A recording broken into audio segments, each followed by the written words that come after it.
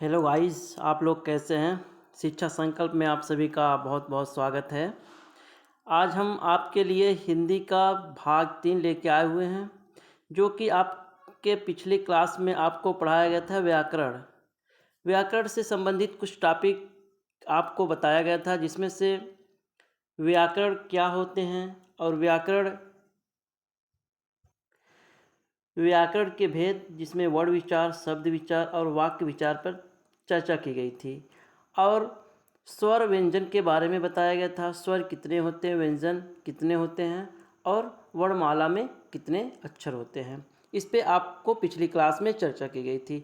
आज आपकी टॉपिक है स्वरों का वर्गीकरण, जिसमें स्वरों को 4 आधारों पर वर्गीकृत किया जाता है। आज हम इस पे चर्चा करेंगे।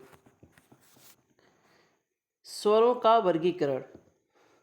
स्वरों को 4 आधारों पर वर्गीकृत किया जाता है, जिसमें पहला आपका है मुखाकृत के आधार पर, और दूसरा है ओष्ठाकृत के आधार पर, और तीसरा है उच्चारण समय के आधार पर, और चौथा है उच्चारण स्थान के आधार पर। ये 4 आधारों पर स्वरों को वर्गीकृत किया जाता है। और हम आज पढ़ेंगे पहला टॉपिक, जो है मुखाकृत के आधार पर स्वरों को कितने भागों में बांटते हैं। पहला आपका है अग्र स्वर, और दूसरा है मध्य स्वर, और तीसरा है पश्च स्वर, जिसमें हम देखेंगे कि अग्र स्वर में कौन से स्वर आते हैं। तो आपका अग्र स्वर में आते हैं छोटी ई, बड़ी ई, ए और ए।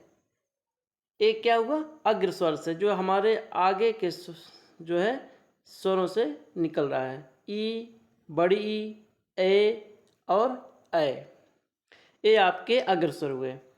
अब मध्य स्वर दूसरा है। मध्य स्वर से ए जो है किससे निकल रहा है, मध्य स्वर से ए। और पश्च स्वर से जो है आपका तीसरा है पश्च स्वर, जिसमें आपका आएगा आ, छोटा ऊ, बड़ा ऊ, ओ और आओ। ये आपके हो गए पश्च स्वर। तो हम देखें कि मुखाकृत के आधार पर स्वरों को 3 भागों में बांटा गया। पहला अग्र स्वर, जिसमें ई, बड़ी ई, ए और ऐ आते हैं, और दूसरा मध्य स्वर, जिसमें ऐ आता है, और तीसरा पश्च स्वर, जिसमें आ, उ, बड़ा ऊ, ओ और औ आते हैं। ये मुखाकृत के आधार पर हुआ। अब दूसरी टॉपिक आपके सामने है ओष्ठाकृत के आधार पर। हम देखेंगे कितने भागों में बांटा गया है। आपकी टॉपिक है दूसरा ओष्ठाकृत के आधार पर। तो ओष्ठाकृत के आधार पर 2 भेद हैं। नंबर 1 वृत्ताकार स्वर, और नंबर 2 अवृत्ताकार स्वर। अब देखेंगे वृत्ताकार स्वर क्या क्या होते हैं। आपका वृत्ताकार स्वर में ऊ, बड़ा ऊ, ओ और आओ, ये आपके वृत्ताकार स्वर हो गए। ठीक है। और दूसरा आपका है अवृत्ताकार स्वर। अवृत्ताकार स्वर में ऐ, आ, छोटी ई, बड़ी ई, ए, ऐ और री, ये आपके अवृत्ताकार स्वर हैं। इसी तरह आप क्लास को लाइक करें, शेयर करें, और चैनल को अधिक से अधिक सब्सक्राइब करें, जिससे क्लास का नोटिफिकेशन पहुंचता रहे। और आपकी अगली टॉपिक है तीसरा उच्चारण समय के आधार पर हम स्वरों को कितने भागों में बांटते हैं। आइए देखते हैं उच्चारण समय के आधार पर। उच्चारण समय के आधार पर पहला है हस्व स्वर। हस्व स्वर क्या होते हैं, जिन स्वरों के उच्चारण में एक मात्रा का समय लगता है उसे हस्व स्वर कहते हैं। जैसे जैसे अय हुआ, अय, ई, उ, री। इसमें देखिए आपको बोलने में केवल एक मात्रा का समय लग रहा है ना। अय, छोटी ई, छोटा ऊ, री, एक क्या हो गए, हस्व स्वर हो गए। ठीक। अब दूसरा आपका है दीर्घ स्वर। दीर्घ स्वर, जिन स्वरों के उच्चारण में दो मात्रा का समय लगता है उसे हम क्या कहते हैं, दीर्घ स्वर कहते हैं। जिन स्वरों के उच्चारण में दो मात्रा का समय लगता है उसे दीर्घ स्वर कहते हैं। जैसे आ, ई, बड़ा ऊ, ए, अय, ओ, औ, ये आपके क्या हो गए, दीर्घ स्वर। ठीक है, दीर्घ स्वर। तो हमने तीसरी टॉपिक में पढ़ा उच्चारण समय के आधार पर ह्रस्व स्वर और दीर्घ स्वर। ह्रस्व स्वर में जिन स्वरों के उच्चारण में एक मात्रा का समय लगता है उसे ह्रस्व स्वर कहते हैं। जैसे अ, ई, उ, री, इसमें 4 स्वर आते हैं। और दीर्घ स्वर जिन स्वरों के उच्चारण में दो मात्रा का समय लगता है उसे हम दीर्घ स्वर कहते हैं। इसमें आते हैं आ, बड़ी ई, बड़ा ऊ, ए, अय, ओ और औ। अब आपकी अगली टॉपिक है संयुक्त स्वर। संयुक्त स्वर क्या होता है,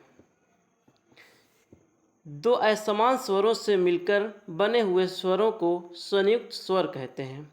अब देखते हैं कौन से संयुक्त स्वर में आते हैं। आपका ए, आय, ओ और औ, ये आपके संयुक्त स्वर में आते हैं। अब देखते हैं कि ए कौन से दो असमान स्वरों से बना है। ए प्लस ई बराबर ए, ए हो गया ए, अय स्वर और ई स्वर दोनों आपके असमान स्वर है ना। अय प्लस ए बराबर अय, ये आपके दो असमान स्वर हैं। अय प्लस ऊ बराबर ओ, और चौथा है अय प्लस ओ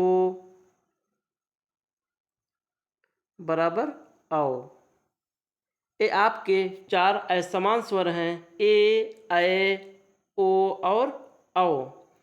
ये जो है अय प्लस ई से बना हुआ है और अय जो है अय प्लस ए से बना हुआ है और ओ अय प्लस ऊ से बना हुआ है और औ अय प्लस ओ से बना हुआ है। ये चार आपके असमान स्वर जिसे संयुक्त स्वर कहते हैं। ठीक। और चौथी टॉपिक आपकी है उच्चारण स्थान के आधार पर स्वरों को कितने भागों में बांटा गया है। उच्चारण स्थान के आधार पर पहला है अनुनासिक। पहला आपका है अनुनासिक, जिन स्वरों का उच्चारण नाक और मुख दोनों की सहायता से की जाती है उसे अनुनासिक स्वर कहते हैं। इसके अंतर्गत जो है ए बिंदु आते हैं। जैसे आँख, आँख, गाँव आदि, ये आपके अनुनासिक स्वर हो गए। अब दूसरा आपका है निरुनासिक या अनुनासिक। इसमें जो है आपका जिन स्वरों का उच्चारण केवल मुख से किया जाता है उसे निरुनासिक स्वर कहते हैं। इसके अंतर्गत सभी स्वर आते हैं आ, ई, उ, ए, ऐ, ओ, अंग, अय। इसमें जो है निरुनासिक और अनुनासिक में सभी स्वर आते हैं। ठीक है। अब आपकी अगली टॉपिक है आगत स्वर। आगत स्वर क्या होते हैं। आगत स्वर जो है अंग्रेजी से हिंदी में आया हुआ शब्द आगत स्वर कहलाता है। इसके एग्जाम्पल देखेंगे आप, जैसे डॉक्टर, आयल, इसमें जो है ये क्या हो गए, आगत स्वर हो गए। ठीक है, डॉक्टर, आयल। और आपका अगली टॉपिक है अयोगवाह।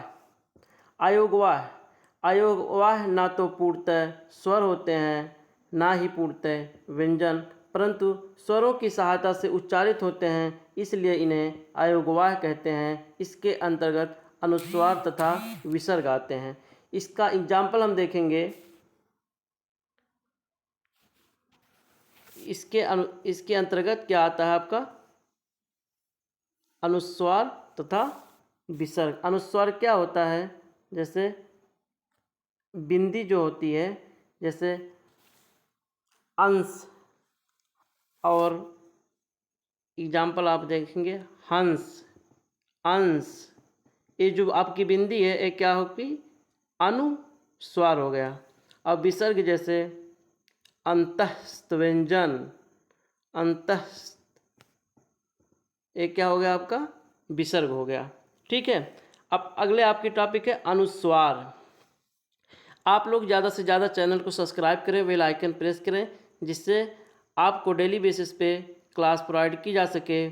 आज आपकी टॉपिक थी स्वरों का वर्गीकरण। स्वरों को कितने वर्ग में विभाजित किया जाता है, उस पर आप चर्चा किए। आपकी लास्ट टॉपिक बची अनुस्वार। अनुस्वार इसके अंतर्गत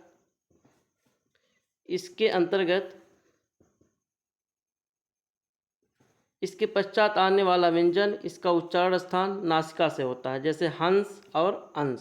अभी हमने बताया कि जैसे अंश और हंस ये अनुस्वार के अंतर्गत आते हैं। अब विसर्ग, यह भी स्वर के पश्चात आने वाला व्यंजन है। इसका उच्चारण जो होता है कंठ से होता है, जैसे अतः, विसर्ग का जो है उच्चारण कंठ से होता है। ठीक है, इसी तरह आज आपको पढ़ाया गया स्वरों का वर्गीकरण, जो कि आपकी टॉपिक थी। इसमें 4 टॉपिक थी, जिसमें पहला मुखाकृत के आधार पर, दूसरा ओष्ठाकृत के आधार पर, और तीसरा उच्चारण समय के आधार पर, और चौथा उच्चारण स्थान के आधार पर। अब आपकी अगली टॉपिक चौथा भाग में व्यंजन से संबंधित हम बात करेंगे। व्यंजन को कितने भागों में बांटा गया है। आप लोग चैनल को अधिक से अधिक सब्सक्राइब करें, बेल आइकन प्रेस करें और अपने दोस्तों के पास शेयर करें, जिससे क्लास का नोटिफिकेशन पहुंचता रहे। धन्यवाद, थैंक यू।